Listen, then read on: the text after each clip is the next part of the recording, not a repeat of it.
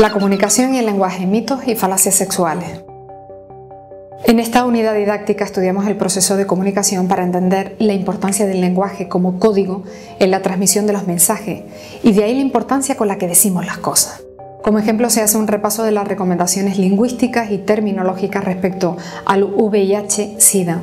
Además se explica el concepto de mito y de falacia sexual y de cómo se adquieren y se refuerzan socialmente. De ahí la importancia de una adecuada intervención a través de la promoción de la salud sexual en el ámbito educativo.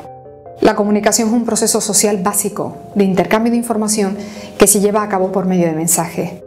Estos mensajes se envían a través de símbolos, siendo el más común el lenguaje. De forma sencilla se dice que el lenguaje es un sistema de símbolos orales y escritos que utilizan los miembros de una comunidad para comunicarse. La comunicación es algo continuo e incesante que nos relaciona con el entorno.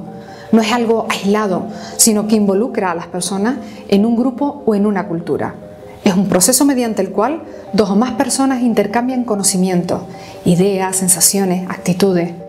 En la comunicación se ponen en relación ideas o estados de ánimo, muchas veces con la intención de influir en el otro. Para que haya comunicación tiene que haber un emisor que posee cierta información y desea transmitirla, un mensaje, la información a transmitir, y un receptor que es quien la recibe. Emisor y receptor se comunican a través de un canal, el aire o el cable telefónico, por ejemplo, siempre que ambos estén de acuerdo en el significado de los signos que están utilizando. Las palabras son acciones y de ahí la importancia de ser conscientes de su uso para designar las cosas que nos rodean. El lenguaje que usamos construye el mundo en el que vivimos. En relación al VIH, en el proceso de comunicación, el lenguaje es muy importante y la elección de las palabras puede repercutir de forma positiva o negativa en la respuesta. Las recomendaciones sobre la terminología correcta o preferible aspiran a orientar a la población para que utilice un lenguaje homogéneo, correcto, desprovisto de prejuicios por razones de sexo, no discriminatorio y adaptado a cada cultura. Un lenguaje en suma que fomente los derechos humanos universales.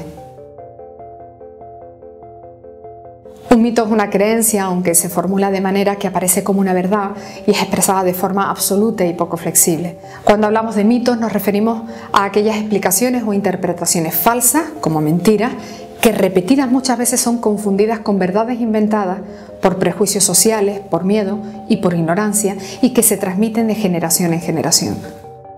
La falacia es un engaño. Para la lógica filosófica es un argumento falso con una apariencia verdadera para inducir al error. Un razonamiento incorrecto, aunque pueda ser persuasivo. El mantenimiento de la existencia de determinados mitos y falacias sexuales depende en gran medida de la influencia de los medios de comunicación social y las tecnologías de la información y la comunicación, de las diferentes visiones y versiones que sobre la sexualidad humana aportan las creencias religiosas, de los modelos educativos existentes y de los comportamientos socioculturales del momento. Una educación sexual integral tendría que contemplar la atención a los siguientes aspectos. Aclarar las dudas y preocupaciones en relación a los comportamientos sexuales. Explicar los cambios corporales que se suceden en las diferentes etapas de la vida. Proporcionar información sobre la anticoncepción y las infecciones de transmisión sexual. Educar en el respeto a la diversidad sexual y los derechos sexuales, pero sobre todo fomentar una sexualidad saludable y responsable. ¿Qué significa ser sexualmente saludable?